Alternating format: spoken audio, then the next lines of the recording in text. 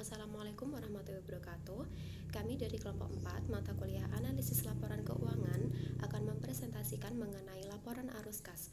Perkenalkan terlebih dahulu, nama saya Etika Muhammadul Alia sebagai moderator dan pemateri 1, teman saya Erna Setiani sebagai pemateri 2, Ella Amelia sebagai pemateri 3. Untuk materi yang pertama yaitu pengertian laporan arus kas. Laporan arus kas adalah salah satu dari 3 laporan keuangan utama yang melaporkan kas yang dihasilkan dan dibelanjakan selama periode waktu tertentu, misalnya sebulan, kuartal, atau tahun. 3 aktivitas laporan keuangan yaitu yang pertama, aktivitas operasi, aktivitas penghasilan pendapatan utama dari suatu organisasi, dan aktivitas lain yang bukan merupakan investasi atau pendapatan. Yang kedua, aktivitas pendanaan, aktivitas yang mencakup keterkaitan dengan pinjaman dan pembayaran kembali pinjaman bank, serta penerbitan dan pembelian saham. Yang ketiga, aktivitas investasi, aktivitas penghasilan pendapatan utama entitas berkaitan dengan penjualan, pembelian, biaya lainnya. Selanjutnya ada pengertian arus kas, cash flow atau arus kas, kenaikan atau penurunan jumlah uang yang dimiliki bisnis, institusi, atau individu. Di bidang keuangan, istilah ini digunakan untuk menggambarkan jumlah uang tunai atau mata uang yang dihasilkan atau dikonsumsi dalam periode waktu tertentu. Ada banyak jenis cash flow dengan berbagai kegunaan penting untuk menjalankan bisnis dan melakukan analisis laporan keuangan.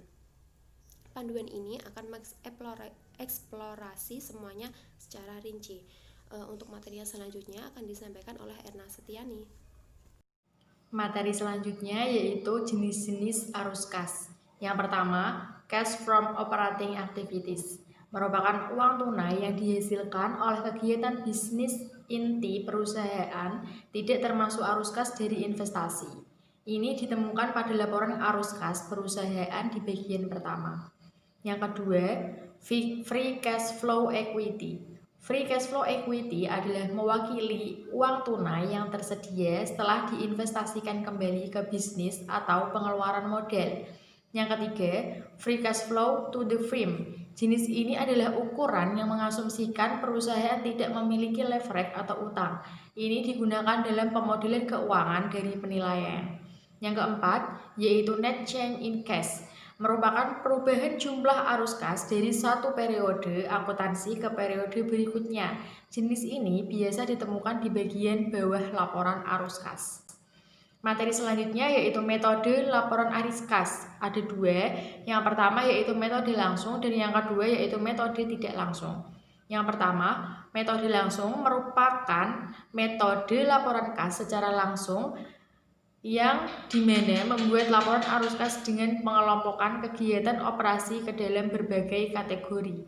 Dan yang kedua, metode tidak langsung. Metode tidak langsung lebih memusatkan perhatiannya kepada perbedaan antara laba bersih dan arus kas dari aktivitas operasi.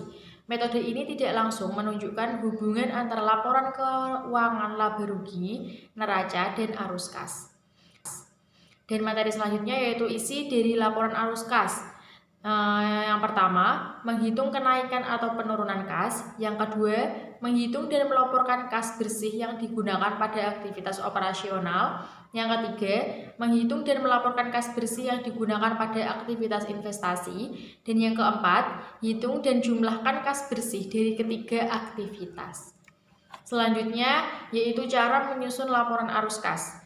Catatan keuangan ini bisa disebut dengan berpatokan pada 2 sumber data, yaitu neraca periode berjalan dan sebelumnya, serta laporan laba rugi pada periode ini. Untuk penyajiannya pun bisa dibuat dengan 2 cara, yakni secara langsung dan tidak langsung. Perbedaan keduanya hanya terletak pada penyajian data yang berasal dari aktivitas operasi. Pada penyajian langsung, kegiatan operasional dikelompokkan ke dalam berbagai kategori, termasuk diperinci ke dalam 2 jenis arus kas, yaitu arus masuk dan arus keluar.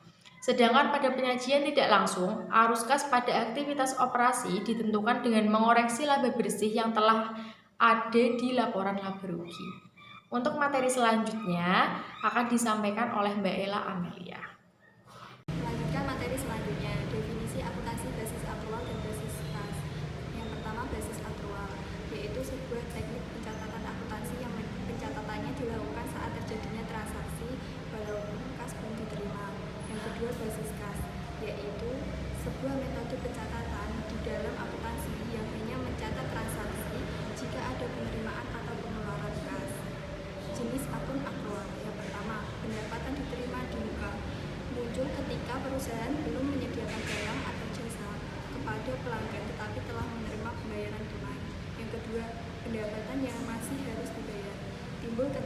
perusahaan telah menjual barang atau layanan yang diberikan, tetapi belum menerima pembayaran tunai. Yang ketiga, beban dibayar di muka timbul ketika perusahaan telah membayar tunai, tetapi belum menerima barang atau jasa dari pemasok. Yang keempat, beban yang masih harus dibayar timbul ketika perusahaan menerima barang atau jasa sebelum membayar